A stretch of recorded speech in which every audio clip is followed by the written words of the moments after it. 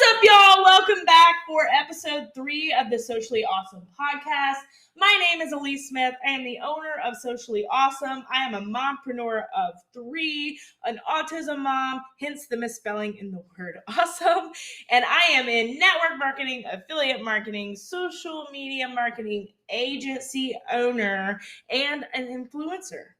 And I'm tired of thinking of all of that, but I promise you I will have some really cool intro music. I know y'all probably do not care. However, I feel like I have to introduce myself every time because I've yet to make an intro. But in perfect action, I'm getting my content out there. I want to hurry up and get this to you so you're ready for my workshop. So let's go ahead and talk about that, right? If you didn't hear episode 1 and 2, I highly recommend you go back and listen to them. This is a progressive month. So September, we're talking about all things branding kit.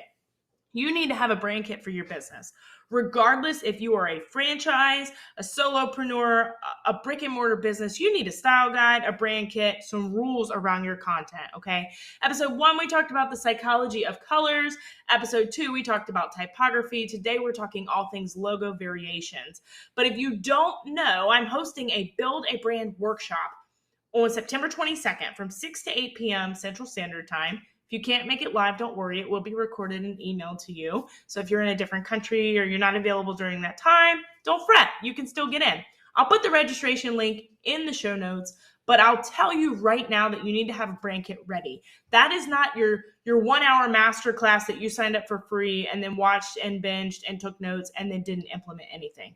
No, ma'am. This is a 2-hour, get your laptop out, get in your Canva. We're working together. You and I and anyone else that registers, we are going to be building things in there like intro, outro videos for YouTube and StreamYard. We're going to be building stories that are animated that stop the swipe. We're going to be building reels inside Canva for those days you just can't show your face. We all have those days, and that's just how it happens. So make sure you listen to episode 1, episode 2, you get registered in the show notes. And look, if you're sitting there and you're like, well, I've been meaning to get a brand kit. I don't know where to start. I don't know how to do it. I don't have time to do it. All those things I can relate to, but I do brand kits for a living. So if you need a brand kit, you don't want to do it yourself, you don't know where to start, get with me inside my private community. I'll also link in the show notes below. It's called Socially Awesome Entrepreneurs. You can see some examples of some brand kits that I have created for other solopreneurs recently, and they are phenomenal, if I must say so myself. So don't come to the workshop without your brand kit because you're going to struggle. The whole point is to take your brand kit and turn it into content. All right. So don't wait. Now, today we're going to talk about logo variations and why that's important. So I will give you a really good oxymoron right now before we even get started. Don't overthink this, but think it through. You're like, what did you just say?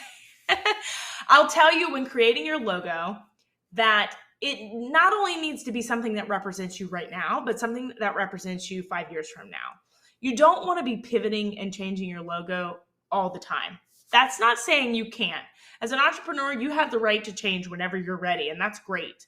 But you don't want to build something that becomes recognizable and then you change it, and then you change it, and then you change it. We all know we hate when Walmart rearranges the aisles, right? Okay, your customers will be the same way. So think about where you're going in 5 years and what you're going to want in 5 years, okay? So consider that when making your logo variations. Now, another thing, if you don't have a brand name, for instance, my brand name is Socially Awesome. If you don't have a brand name, you can use your name. That's great. I highly recommend that, but you still need to turn it into a graphic. So that way you have a recognizable stamp on every single thing that looks cohesive with your name. So what 3 variations you need? Now, having multiple versions of your logo can help level up your brand. It also keeps your brand looking consistent, cohesive, all across all platforms. Having several different logos or various styles of your logo can make your branding flexible so you don't have to squish or stretch your logo to fit and ruin the legibility of it or the pixelation of it. So let's go over the most common kind. Now, you have what's called a primary logo. Your primary logo is one that you'll use the majority of the time. This is your main logo you're going to use on your website, your business cards, your marketing materials, all the things. It should include usually your full business name, and ideally any icons you're going to want to be recognizable. So what I mean by that is, let's say we'll use mine for example. I don't want to call any big name brands out, but for me, my primary logo is the S, the A with the crown, and then Socially Awesome under it on one line. Okay. That can get kind of long for certain content that I might only have a small space. So my secondary logo, your secondary logo is usually your primary logo rearranged in a different orientation. So your primary logo might be horizontal. Well, then you can stack it as a vertical version for your secondary logo. So for my secondary logo, you've got the S, the A with the crown. That's my recognizable symbol. And then socially, and then right under that, awesome. So it condenses it into a more vertical version that will fit in certain spaces. So I don't have to stretch it and ruin my logo to fit in certain places. Some places you might use your secondary logo would be like your social media, some of your print materials. It could be used different areas, but know that you should have a couple variations. The third variation is a submark. And like I said, all of this is Googleable. And then you can see in some of the brand kits I've created inside my Socially Awesome Entrepreneurs community, you can see the different submarks and things I've created for people. But a submark is a simplified version of your logo that might include your business name, or it could just be the initials from your primary logo. I usually like to create a couple different submarks for people. So they have different options. They have different colors. Depending on what background they're using, they have the proper submark to go on it. These submarks are perfect for like your social media profile images, your website email or footer, Pinterest blog graphics, things like that. I use my submark. My submark personally is the S, the A with the crown. And when I said in the beginning, think it through, but don't overthink it. So here, I'll give you an example of how I came up with mine. The S, the A with the crown, my Socially Awesome image is Socially Awesome SA, but it's also my initials backwards. I wanted that in the event I do brand my name on anything eventually.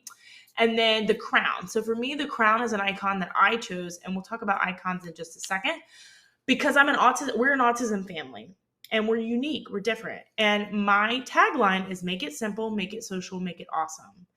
And I use that to tell people, look, you're awesome the way you are. Don't overthink trying to be someone you're not. Make it simple. Be social, build relationships, and make it awesome. And wear the crown that you were given. Be the person you're supposed to be. Wear that crown proudly. So that's why the crown is one of my icons. So for me, one of my submarks is just using my SA with the crown. And like I said, if you don't know what I'm talking about, you can look on the thumbnail, the graphic for the thumbnail of this podcast. It's on there. It's also on pretty much everything I do. And then brand elements and icons. So this is a bonus for you, brand elements and icons. So an icon for me would be that crown. If your primary logo includes an icon, it's useful to pull it out and make it a brand element of its own. So for instance, my business coach, the Gold Digger Girl, has a little flame. And that's because it ties into everything. So part of her tagline is to ignite the fire. Part of one of her coaching programs is called Ignited Life. Ignite, flame, fire. You get it? So she uses the flame on so many pieces of her content, and it's recognizable at this point. For me, the crown is becoming my icon. So I'll give you an example of a place you can use an icon. I can use it on like my story graphics, my Instagram posts. It's a subtle way of branding that without having my whole logo take up a big space. I also might use it in some of my documents. Rather than put a bullet point, I might use a little crown as my bullet points. So really get creative. Like I said, if you don't know where to start, or you just don't have time to get it done before the 22nd, get with me. Let me help you. I want to invite you to join my private community. Like I said, the link is in the comments below. You can get in there and get free tips and tricks and all the trainings that I provide in there for free. It costs you $0. Also, I want to invite you to review this podcast. If you are getting value out of what I'm providing, please give us a review. I would absolutely adore you.